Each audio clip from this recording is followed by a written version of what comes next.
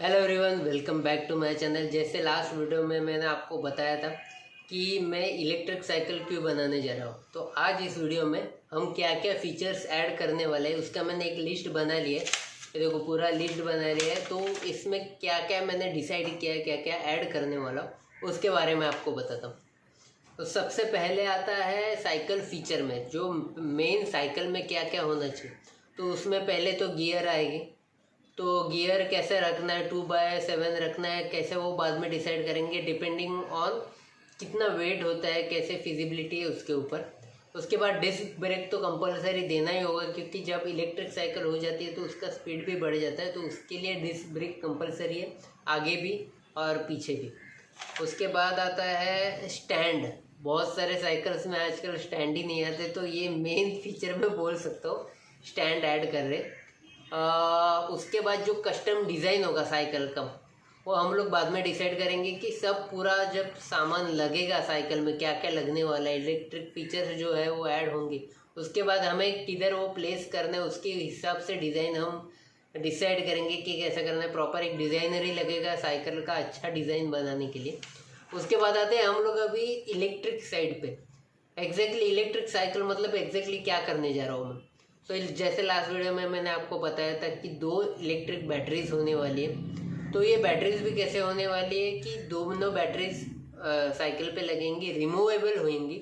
पर वो हम लोग वहाँ से भी मतलब पेडलिंग करके भी चार्ज कर सकते हैं, ऐसे हम लोग उसका प्लेसमेंट करेंगे। और ऊपर उसके लिए एक स्विच भी देंगे, मतलब हम लोग को चाहिए तो बैटरी 1 यूज़ करो, बैटरी 2 यूज़ करो, उसके लिए स्विच होगा। प्लस ऑफ करना है तो उसके लिए भी स्विच होगा। प्लस पेडल असिस्ट, अगर मतलब बैटरी और पेडल दोनों एक साथ चाहिए तो वो भी फीचर हम लोग दे देंगे। उसके बाद इंटरनल वायरिंग, कुछ भी वायरिंग हमें बाहर से नहीं दिखाना है, क्योंकि वो बहुत गंदा दिखता है। ऐसा लगता है कोई तो साइंटिस्ट अपना साइकिल लेके जा रहा है, ऐसा लग जाता है। तो वो नहीं करना है। हम लोग ट्राई करेंगे कि पूरा बॉडी फ्रेम के अंदर से पूरा वायरिंग हो जाए। उसके बाद ट्राई करेंगे कि बैटरी जो हो वो पूरी तरह वाटर प्रूफ हो। रिमूवेबल रिमूवेबल हो सकता है, नहीं हो सकता है, वो बाद में देखना पड़ेगा, क्योंकि डिज़ाइन के ऊपर मैटर करता है। पर मैं ट्राई करूँगा कि बैटरीज रिमूवेबल हो।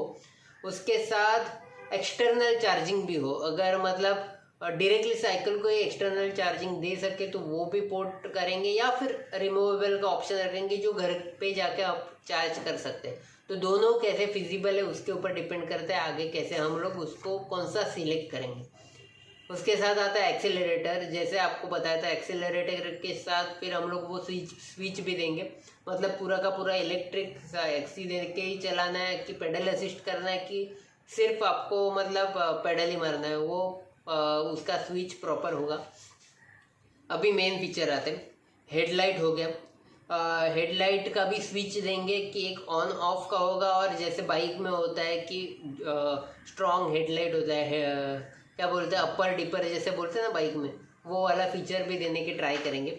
उसके बाद सिग्नल लाइट्स, ये तो मेन है। तो सिग्नल लाइट्स थोड़ा फैंसी देने का ट्राई करेंगे, एकदम ट्रेडिशनल नहीं, कुछ डिज़ाइन में ही इनबिल्ट कुछ करने का ट्राई करेंगे। तो आगे का सिग्नल लाइट्स और पीछे का लेफ्ट राइट का, वो दोनों एक साथ ही हम लोग देंगे, और नॉर्मल बाइक में रहता है वैसे स्विच दे देंगे। उसके साथ आता है टेल लाइट। तो टेल लाइट आजकल कैसे होता है, बैटरी पे आता है या फिर यूएसबी लगा के चार्ज करके वापस लगाओ, तो वो इतना मगजमारी नहीं करना है। डायरेक्टली साइकिल को ही कनेक्टेड होगा और डायरेक्टली वो बैटरी में से उसको चार्जिंग मिलते रहेगा, तो उसका कुछ टेंशन नहीं है। और अलग अलग मोड्स भी हम लोग करेंगे कि सिंगल ब्लिंक, डबल ब्लिंक, और कोई पैटर्न होगा तो वो भी हम लोग टेल लाइट में ऐड कर देंगे। उसके साथ हॉर्न भी दे देंगे, क्योंकि आजकल हम लोग वो घंटी अपना ट्रेडिशनल जो बेल होता था ना, ट्रिंग ट्रिंग वाला, वो तो अभी मतलब इतना नहीं, तो नॉर्मल बाइक में कैसे होता है वैसे एक हॉर्न देने की ट्राई करेंगे। फिर आता है ये, मतलब मैंने ये सोचा था बहुत पहले, फिंगरप्रिंट स्कैनर। और ये फिंगरप्रिंट स्कैनर हम लोग साइकिल अनलॉक करने के लिए देंगे। ऑब्वियसली की से भी अनलॉक कर सकते हैं, पर ये फिंगरप्रिंट से मतलब अगर कोई दूसरा लेके जा रहा है तो उसको पता ही नहीं होगा लॉक किधर है, ऐसे जगह पे लॉक प्लेस करेंगे और सिर्फ फिंगरप्रिंट से ओपन हो सकता है। तो मुझे ही पता होगा कि लॉक किधर है, तो अगर मेरे फिंगरप्रिंट वर्क नहीं हो रहा है, समझो कुछ हो गया, वर्क नहीं हो रहा है, तो मुझे ही पता होगा कि की से कहाँ से खोलना है और किसी को पता ही नहीं चलेगा, ऐसा प्लेसमेंट करेंगे। नहीं तो फिंगरप्रिंट डायरेक्टली लगा के हम लोग का लॉक अनलॉक हो जाएगा। फिर ये आता है डिजिटल स्क्रीन, जो मेन ऊपर आगे रहेगा, जिसमें बहुत सारे फीचर्स हैं। तो सबसे पहले तो आता है पासकोड या फिर फिंगरप्रिंट से। तो डिजिटल स्क्रीन ऑन कैसे करना है। हाँ, और एक चीज़, जो इलेक्ट्रिक फीचर है ना, वो जब तक आप पासकोड नहीं डालते या फिर फिंगरप्रिंट नहीं लगाते तब तक इलेक्ट्रिक फीचर, साइकिल इलेक्ट्रिक होने का चालू ही नहीं होगा। तो आपको नॉर्मल जैसा साइकिल जैसा ही चलाना होगा जब तक आप फिंगरप्रिंट से डिस्प्ले, डिजिटल डिस्प्ले अनलॉक नहीं करते, तब तक नॉर्मल साइकिल रहेगा। एक बार आपका ऑथेंटिकेशन हो गया उसके बाद ही वो इलेक्ट्रिक साइकिल में कन्वर्ट हो जाएगा। तो डिजिटल डिस्प्ले में क्या क्या होगा, एक तो पासकोड से या फिर फिंगरप्रिंट से डिजिटल ये अनलॉक होगा। उसके बाद मैं ट्राई करूँगा कि उसका स्क्रीन अच्छा हो, गोरिल्ला ग्लास अगर दे सके या फिर ऐसा उसका प्लेसमेंट करे कि वो टूटे ना, ऐसे कुछ तो हो। उसके साथ वाटरप्रूफ हमें करना है।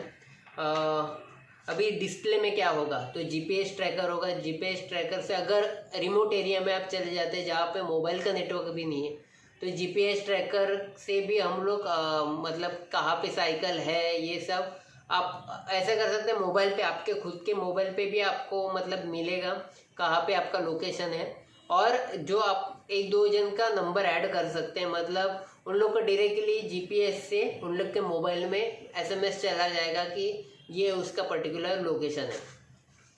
फिर मैप्स, मेन तो मैप्स है। हर बार तो मोबाइल लगा के आप नहीं बैठ सकते, तो मैप्स हम लोग देंगे। और सेम मैप्स के लिए नेटवर्क, तो जीपीएस ट्रैकर का जो होता है ना, उसमें रिचार्ज करना पड़ता है, उससे मैप्स भी चल जाएंगे।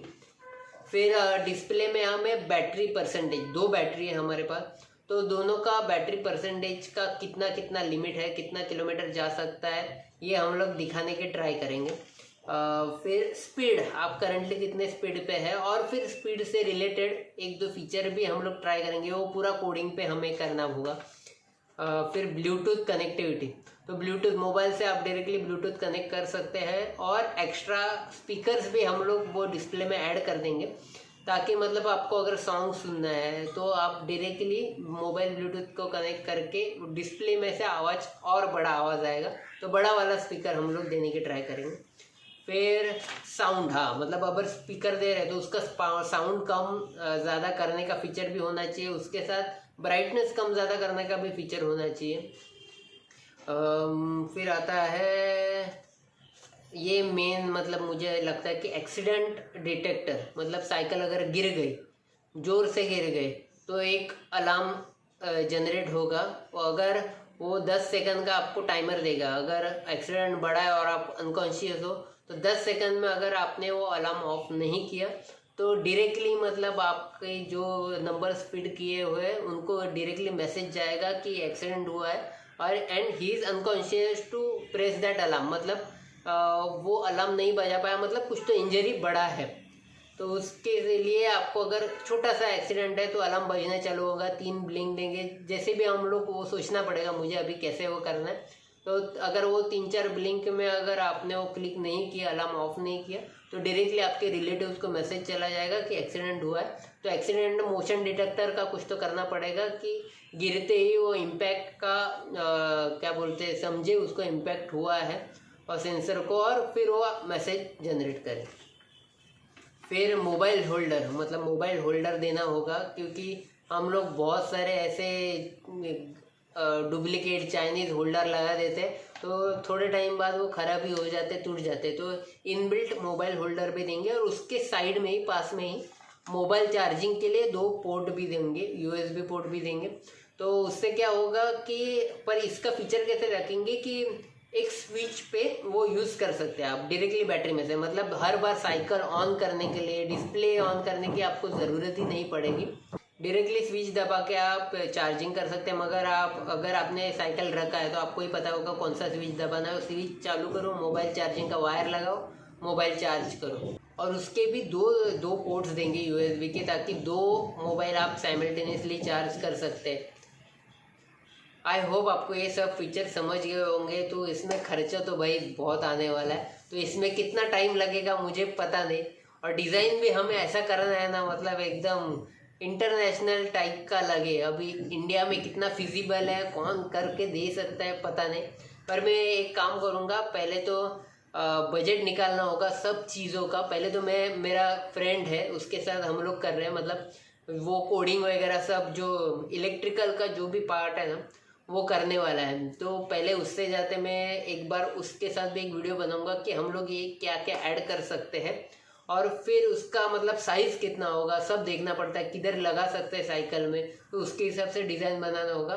तो पहले पूरा पेपर वर्क होगा, उसके साथ बैठ के मुझे सब डिसाइड करना होगा कि अगर हम रिचार्जेबल बैटरीज है तो डायनामो किधर लगेगा, या फिर मिड हब, मतलब मिड हब बोले तो जिधर से अपना चेन रहता है ना, क्रैंक रहता है, उधर से चार्ज करना है तो उसका कोडिंग करना पड़ेगा। मतलब एक बैटरी अगर स्विच कर दिया तो दूसरे बैटरी से ही इलेक्ट्रिक चार्ज आए, वैसे सब कोडिंग करना होगा। पता नहीं कैसे होगा, पर लेट्स होप ये प्रोजेक्ट मतलब सक्सेसफुल हो। आप सपोर्ट करते रहिए। अगर आपको किसी को इन्वॉल्व होना है इस प्रोजेक्ट में, फाइनेंशियल हेल्प करना है, इसको और अच्छे से मतलब जानना है, तो ज़रूर मुझे कांटेक्ट कीजिए। आप हेल्प भी कर सकते हैं, मैंने नीचे डिस्क्रिप्शन में मेरा डिटेल्स भी दिया है। आपको मतलब इन्वेस्टमेंट अगर देना है तो वो भी आप कर सकते हैं। आई होप आपको ये वीडियो पसंद आया होगा। आगे क्या होगा वो आगे के वीडियोज़ में समझ जाएगा।